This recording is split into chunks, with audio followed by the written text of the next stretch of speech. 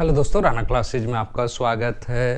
तो आज की लेटेस्ट कम्पिटिटिव एग्जाम और जॉब अपडेट बताऊंगा, तो इस वीडियो को शुरू से अंत तक देखें। पसंद आने पर लाइक्स, नए लोग सब्सक्राइब करना ना भूले। जैसा कि आप जानते हैं कि बिहार में जो कि अगर इधर परीक्षाओं की बात करें तो 16 अक्टूबर को मद्य निषेध सिपाही की परीक्षा है और मुख्य जो सहायक अभियंता है उसकी बीपीएससी की परीक्षा है, आपको इधर ही है, अक्टूबर 1-2 दिनों के अंदर ही है, 2-3 दिनों के अंदर। तो मतलब परीक्षाओं का दौर जो है अब जो है नवंबर और दिसंबर में है, जो कि आपको शुरू होगा बहुत ज़्यादा, क्योंकि और एक जो नगर निकाय वाले चुनाव थे वो भी आप टल गया, अब कब होगी इसका भी कोई अंदाज़ा नहीं है। तो कहीं ना कहीं नवंबर और दिसंबर का जो महीना होगा वो का परीक्षा वाला दिन होगा। जैसे बीएसएससी सीजीएल 3 का 26-27 नवंबर को है, उसी तरह दिसंबर में भी कई परीक्षाएं का डेट दिया हुआ है आपको, मुख्य परीक्षा बीपीएससी द्वारा दिया हुआ। तो नवंबर और दिसंबर क्या होता है, आपको परीक्षाओं का दौर होता है। उसके बाद क्या वैकेंसियों में तो बड़ी वैकेंसियाँ जो बिहार दरोगा है या बिहार सिपाही है, जो इसका बहुप्रतीक्षित इंतजार किया जा रहा है, या कुछ वैकेंसियाँ जो कि आ सकती है, तो देखना है कि कब। तो आज शुरू करते हैं क्या अखबारों में है। छात्रों को धीरे धीरे रुझान, नामांकन में आई कमी। तो ये जो लोग आईटीआई करते थे, पहले क्या था कि आईटीआई का ट्रेंड था, जिनका मान लीजिए कि या तो वो लोग आईटीआई करते थे जो जिनका एज हो गया है, या आईटीआई से लेकर ड्राइवर बनते थे, या नए लड़के भी बनते थे कि आईटीआई कम से कम एक टेक्निकल मिल जाएगा तो जनरल में थोड़ी जो स्ट्रगल है वो कम होगी। लेकिन क्या हालात है ये देखते हैं आज के अखबारों में दिया हुआ। तो राज्य के निजी आईटीआई में सुविधाओं में प्लेसमेंट के अभाव के कारण छात्र नामांकन, तो निजी आईटीआई का हालत है जो कि बहुत ख़राब है। 30 अक्टूबर तक निजी आईटीआई में नामांकन कराने की आखिरी तारीख, लेकिन अब तक मात्र है जो कि 30% ही है जो कि हो चुका है। और ये सही बात है कि ये क्रेज था आईटीआई करने का, मतलब ऐसा नहीं कि ये बहुत बड़ा पोस्ट देता है आईटीआई, लेकिन एक रोजगार का, एक खासकर हिंदी राज्य जो बिहार हो गए, मध्य प्रदेश हो गए, उत्तर प्रदेश हो गए, झारखंड हो गए, ये सब में बहुत चला। 70% अभी भी इस तरह नामांकन लेने की रफ्तार रही तो आधी सीटों पर ही नामांकन, लगभग 1 लाख से अधिक सीटें खाली रहे। सितंबर से नामांकन, हर साल 2 लाख से अधिक होता है नामांकन। तो 1197 निजी आईटीआई कितने हैं, 1197, और 150 कितने हैं सरकारी आईटीआई। हर साल 2,37,748 एवं 55,256 सीटों पर नामांकन। निजी आईटीआई में मुख्य रूप से इलेक्ट्रीशियन में 1,46,760 सीटें हैं, फीटर में 75,380। इस साल प्रशिक्षण महानिदेशालय ने आईटीआई में 2022 से नामांकन अंतिम तारीख जो है 30 अक्टूबर तय किया। तो कहीं ना कहीं है जो कि ये रोजगार क्यों घटा है, क्यों इसमें लोग इंटरेस्ट नहीं, रेलवे में अब नहीं है रोजगार। तो आईटीआई पास करने के बाद सबसे अधिक छात्र है जो कि रेलवे में नौकरियां करते थे। पिछले कई वर्षों से रेलवे का आईटीआई के लिए उपयुक्त संख्या में बहाली नहीं की गई, इस कारण आईटीआई के प्रति छात्रों की दिलचस्पी कम होते जा रहा। वहीं बिहार के निजी आईटीआई में पढ़ाई करने के बाद रोजगार का अवसर नहीं मिल रहा। निजी आईटीआई में छात्रों को सबसे अधिक प्रैक्टिकल में दिक्कत होती है।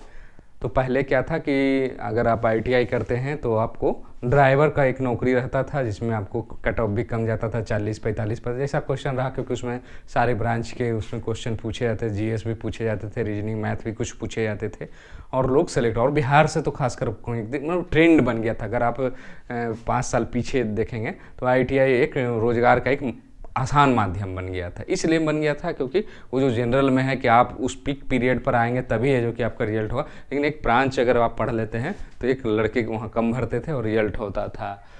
20% से अधिक सीटें रह गई थी खाली। कोरोना 2021-23 में भी 20% से ज़्यादा है जो कि हो गया।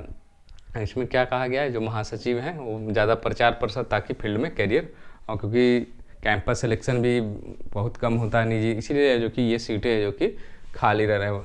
अब पहले तो क्या होता था, निजी आईटीआई में भी मार होती थी कि कैसे किसी तरह से जो कि एडमिशन इसमें हो जाए। तो ये स्थिति है। उसके बाद आते हैं दूसरी खबरों पर।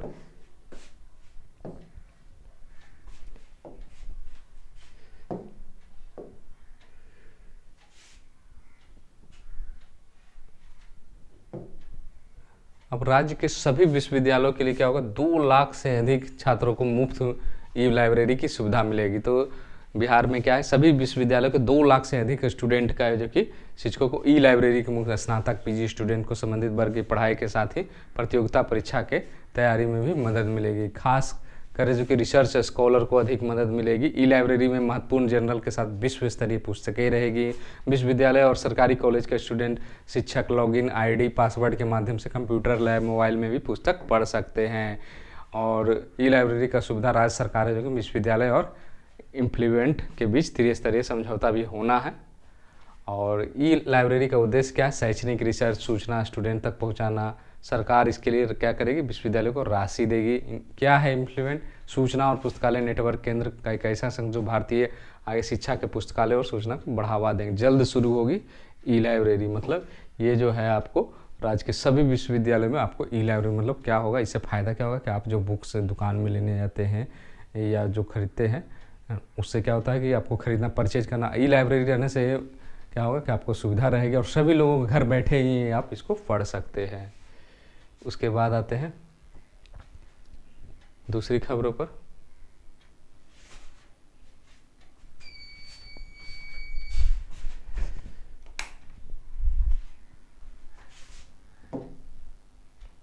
उद्योग विभाग में 455 पदों पर नियुक्ति के लिए आज से जो कि ऑनलाइन आवेदन हो गए। झारखंड कर्मचारी चयन आयोग की ओर से झारखंड मैट्रिक स्तरीय संयुक्त प्रतियोगिता परीक्षा 2000 आज से जो कि ऑनलाइन में कीट पालक एवं समकक्ष के 268 तथा कुशल शिल्पी एवं समकक्ष के 187 पद जो कि शामिल है। ऑनलाइन आवेदन की तारीख है जो कि 10 नवंबर निर्धारित है। शुल्क का भुगतान है जो कि 12 नवंबर तक करना है। फोटो एवं हस्ताक्षर अपलोड करने की अंतिम तिथि 14 ने है और ऑनलाइन में संशोधन जो है 16 से 19 नवंबर को ये होगा। और ये पद आप देख रहे हैं कितने कितने हैं, किस कैटेगरी में है और क्या क्या योग्यता रहेगी। तो पहला तो योग्यता है कि झारखंड स्थित मान्यता प्राप्त से जो कि कम से कम मैट्रिक उत्तीर्ण होना जरूरी है। अगर आप मैट्रिक पास है तो ये फॉर्म है जो कि आप भर सकते। पहला क्राइटेरिया झारखंड से। उसके बाद क्या है? उसके बाद भी ऐसा नहीं कि सिर्फ मैट्रिक पास, अतिरिक्त झारखंड रेशम तकनीकी विकास संघ चाईबासा से 1 वर्षीय सर्टिफिकेट कोर्स किए हुए हैं अथवा 2 वर्षीय है जो कि इंटर व्यावसायिक। इसी तरह कुशल शिल्पी एवं समकक्ष के लिए जो कि मैट्रिक तो पास करना है, 1 वर्ष का सर्टिफिकेट कोर्स है जो कि हस्तशिल्प करना है और उसी तरह है जो कि स्थानीय भाषा ये सब में उत्तीर्ण होना है। तो ये जो है जो लोग इसमें योग्य हैं वो फॉर्म है जो कि आज JSSC में भर सकते हैं। JSSC की वेबसाइट पर है और आज से ये फॉर्म है जो कि भराएगा।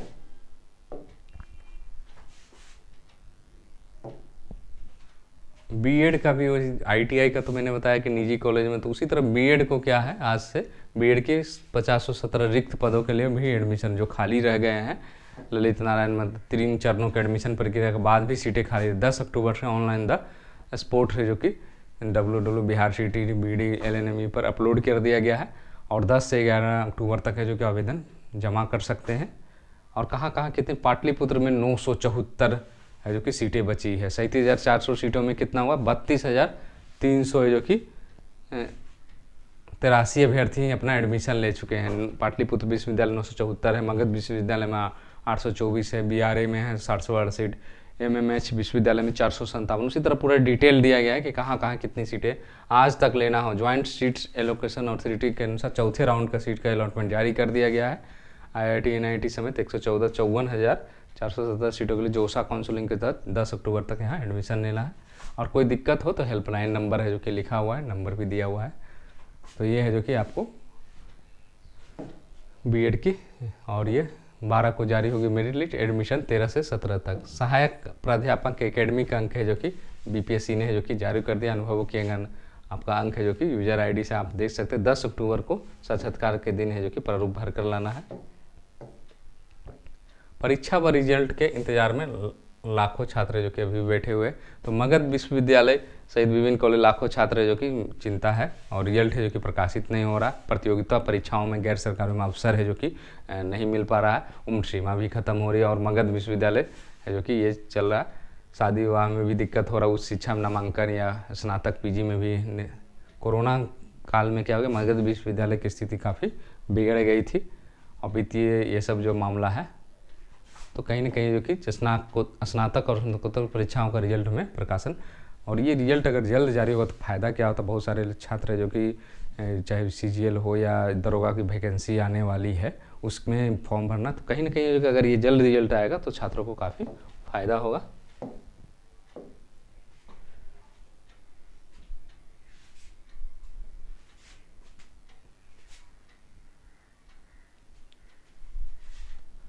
और SSC CGL